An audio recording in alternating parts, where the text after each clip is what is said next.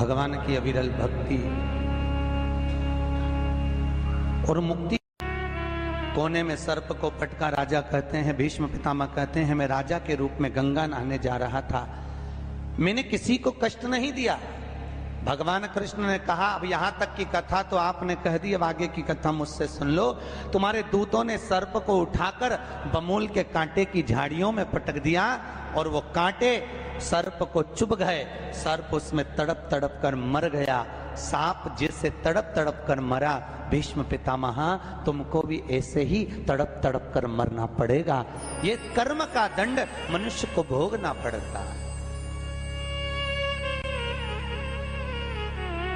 शिव महापुराण कहती है जैसे भीष्म पितामह का थोड़ा सा पाप बाणों की सैया पर पटका, उसी तरह शिव महापुराण की कथा में वर्णन किया वेद व्यास जी ने कि हमारे 7 जन्म के पुण्य, हमारे दादा परदादा परदादा के भी दादा के पुण्य की जब गुल्लक, जैसे बच्चा गुल्लक भरता है ना, 1-1 रुपया इकट्ठा करता है और जब गुल्लक फोड़ता है तो कोई अच्छी चीज लेकर आता है, बड़ा सा गिफ्ट लेकर आता है। उसी तरह जब हमारे दादा परदादाओं की पुण्य की गुल्लक भराते भराते उनके बच्चे भी पुण्य की गुल्लक भरते हैं, भरने के बाद जब गुल्लक फूटती है तब जानो कि अपने परिवार में शिव महापुराण की कथा होती है। ये पुण्य की गुल्लक,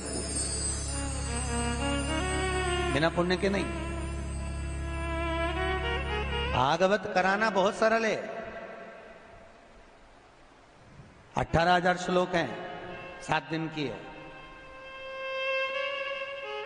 बहुत सहज। गीता जी श्रवण करना भी सरल है, राम कथा भी हजारों हजार बार श्रवण करना सरल है, पर यह 24,000 श्लोक की शिव महापुराण को श्रवण करना बड़ा कठिन है, बहुत कठिन।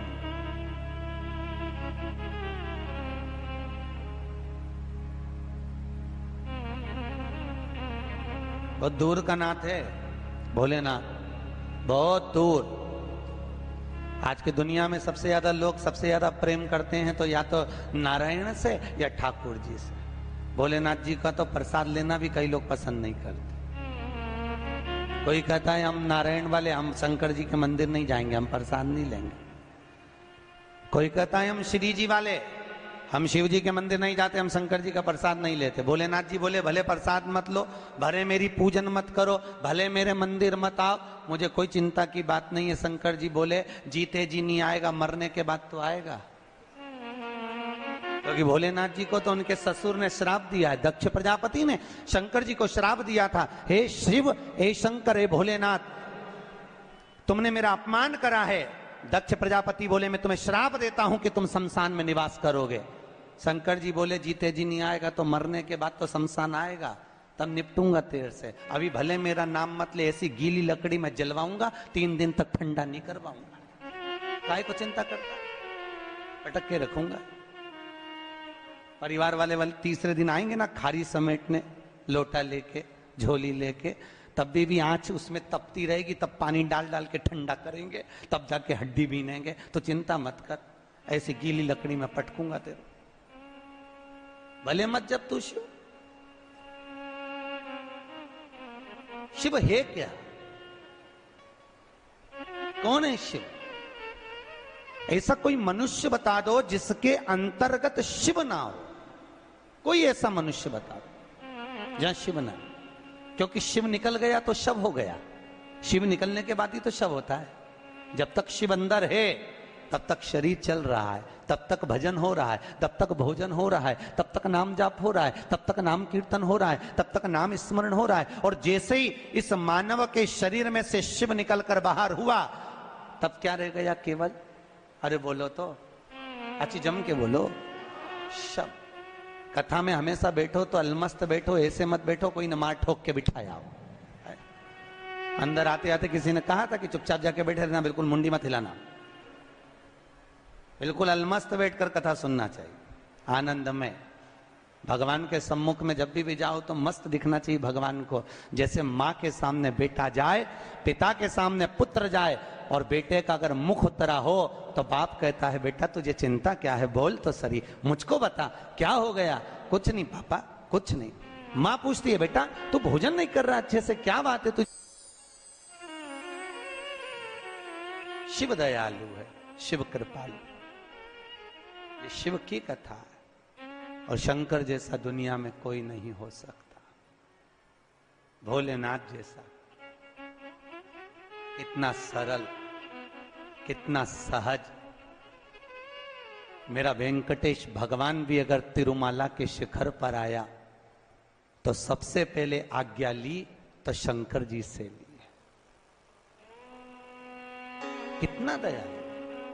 मेरे नारायण ने पूछा भोलेनाथ जी से, प्रभु मेरे को पृथ्वी पर तप करने आना है। भोलेनाथ जी ने कहा तो आ जाओ, क्या दिक्कत है। शंकर भगवान ने कहा आओ पधारो। इतने में नारायण बोले मैं तप करने पृथ्वी पर तो आ जाऊंगा, पर शिव जी क्या बताऊं, मैं पृथ्वी पर तप करूंगा तो ये दुनिया के लोग मुझे तप नहीं करने देंगे, क्या करूं मैं। इतने में शंकर जी ने कहा आप काहे को चिंता करते हो, आप तिरुमाला के शिखर पर बैठकर तप करना, मैं कपिलेश्वर महादेव के रूप में नीचे बैठकर तुम्हारी रक्षा करूंगा।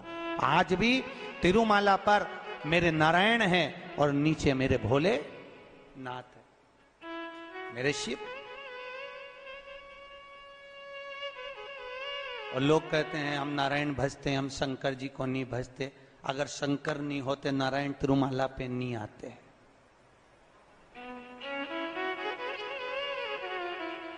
मेरे श्री जी बाबा गोवर्धन के पर्वत पे से श्रीनाथ जी की मूर्ति जब चली, पूरी पृथ्वी पर भगवान श्री जी बाबा घूमकर आ गए।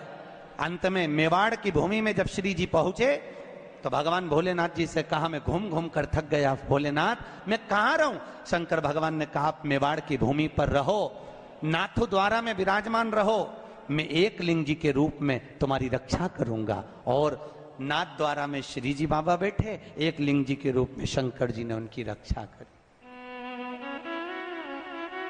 कितना प्रेम।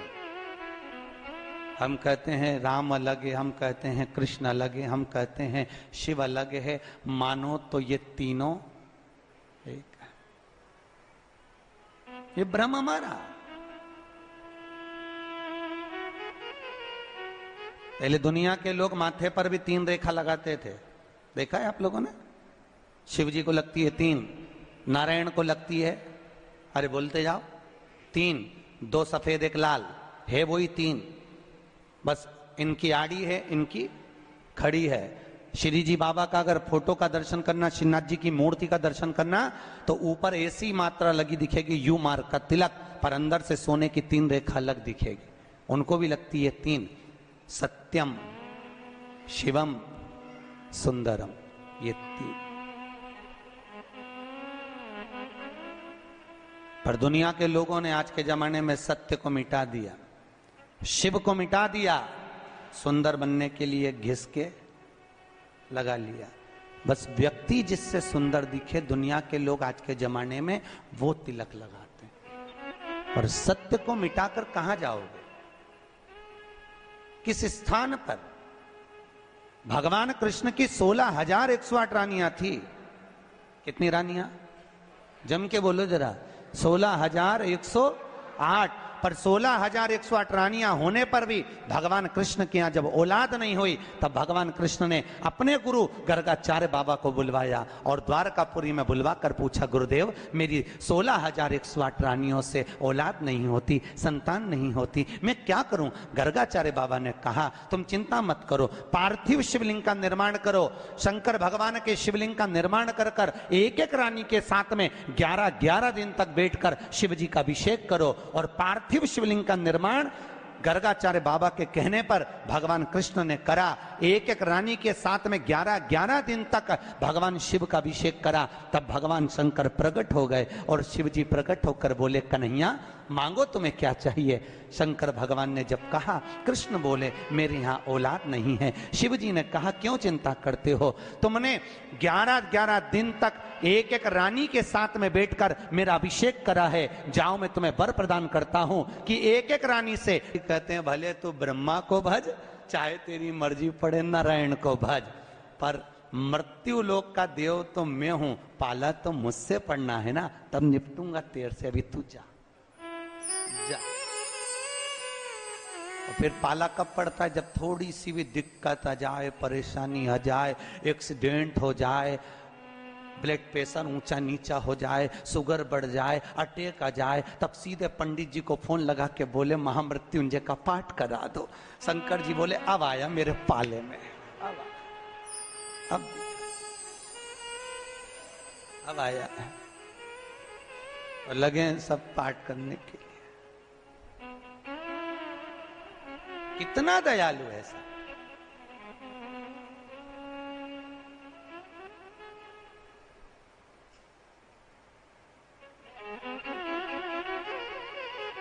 भगवान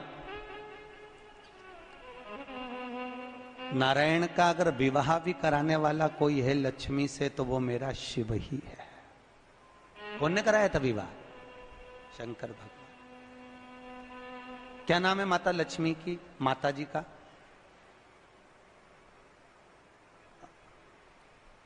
अरे यहीं तो कोई ऊपर बोल रहा था गुरुजी हमारे गुलबर्गा में तो खूब कथा होती है, आपको मालूम है गुरुजी? खूब कथा हुए हमारे यहाँ, खूब कथा चले। तो हमने कहा अच्छी बात है, बताओ जल्दी से माता लक्ष्मी जी की माँ का नाम क्या है?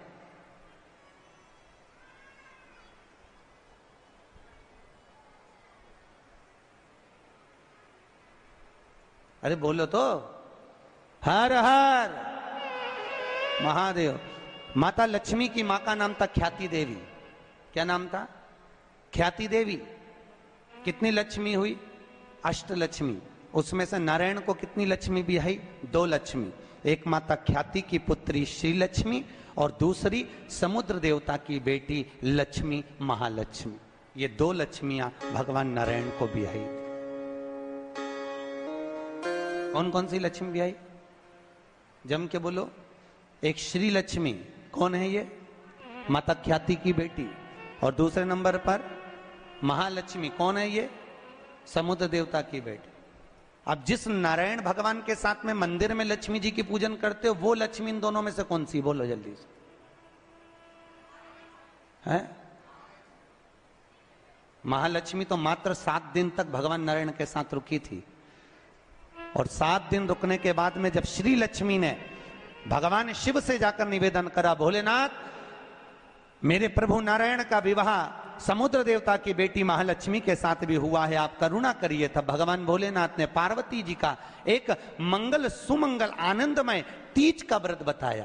तीज का व्रत जब श्री लक्ष्मी ने करा, वो व्रत आज भी माताएं करती हैं, निमाणी की पूजन करती हैं, आज भी सत्तू बनाती है। और 3 तरह का सत्तू बनता है, आटा का, बेसन का और चावल का।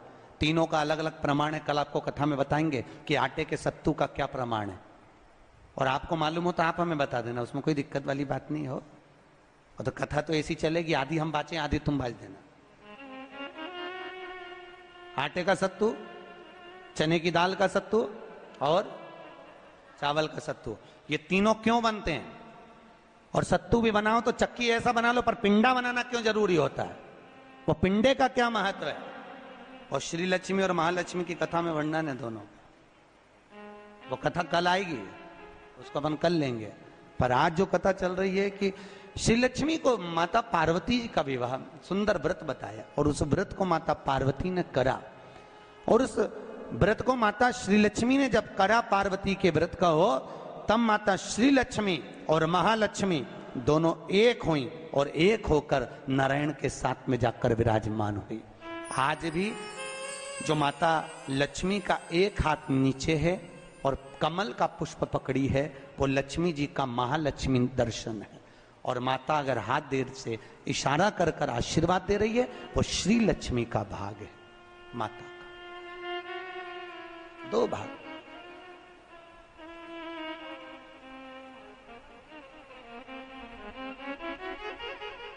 दो भाग में विराज। आज बाबा भोलेनाथ की कथा कह रही, करुणा सागर भगवान शिव जो आनंद की राशि हैं, मृत्युलोक का जो देव है महादेव, पृथ्वी पर रहने वाले जीवों को कष्ट ना हो, उनको सुख ही देने वाला, सदा प्रसन्नता प्रदान करने वाला। बद्रीनाथ किसका था? जिस बद्रीनाथ में नारायण बैठे हुए हैं, आप लोग बोलते हो ना बद्री विशाल भगवान की, अच्छे से बोलो, बद्री विशाल भगवान की। वहां कौन बैठा है बद्री विशाल में? अरे बोल दो। तुम तो बोलने में भी घबराने लगे कि महाराज ना जाने क्या बोल देगा, पट्टा ही ठिकाने। कौन बैठे वहां पर? नारायण बैठे कि नहीं बैठे? तो वो बद्री विशाल किसका था? जिस बद्री विशाल के मंदिर में बद्री विशाल बैठे हैं, भगवान नारायण विराजमान हैं, वो बद्रीनाथ की भूमि किसकी थी? भगवान शिव और पार्वती का निज घर था। शिव और पार्वती वहां निवास करते थे, शंकर और पार्वती वहां रहते थे। एक बार भगवान नारायण के साथ में लक्ष्मी मैया भ्रमण के लिए निकली बद्री का आश्रम में, अलकनंदा नदी के तट पर। और माता लक्ष्मी ने जैसे ही बद्रिकाश्रम को देखा, इतना सुंदर आश्रम, नारायण ने शिव जी को नमन करा, शंकर ने नारायण को नमन करा, दोनों एक दूसरे को नमन करे। और इतने में नारायण लक्ष्मी को लेकर वापिस जाने लगे तो लक्ष्मी जी ने नारायण को रोक लिया और कहा, प्रभु रुकिए, मेरे वचन को सुनो, ये बद्रिकाश्रम मुझे बहुत अच्छा लग रहा है, नाथ कुछ भी करो पर यह बद्रिकाश्रम मेरा होना चाहिए। भगवान नारायण ने कहा, लक्ष्मी ये कभी नहीं हो सकता, क्योंकि यह शिव का वासा, ये शंकर की जगह, ये भोलेनाथ जी की जगह है। और अगर ये शंकर जी का निज निवास है, शंकर जी का स्थान है, तो तुम्हारा कैसे हो सकता है? लक्ष्मी जी बोली, प्रभु चाहे कुछ भी हो जाए पर ये बद्रिकाश्रम मेरा होना चाहिए। लक्ष्मी जी जिद पे अड़ गई। होता है अब पत्नी अगर जिद पे अड़ जाए तो तुम्हें तो मालूम है, आधी रात के मेडिकल खुलवा के बाम की शीशी लेके आए, तो वो तो बद्रिकाश्रम। लक्ष्मी जी जिद पर अड़ गई। भगवान नारायण ने लक्ष्मी को खूब समझाया, क्यों उपद्रव करती है लक्ष्मी, मान जा, वो अपना नहीं है, जो अपना नहीं है वो अपना कैसे हो सकता है? नहीं प्रभु, मुझे तो वो बद्रिकाश्रम भा गया और मुझे चाहिए, चाहे कुछ भी करो।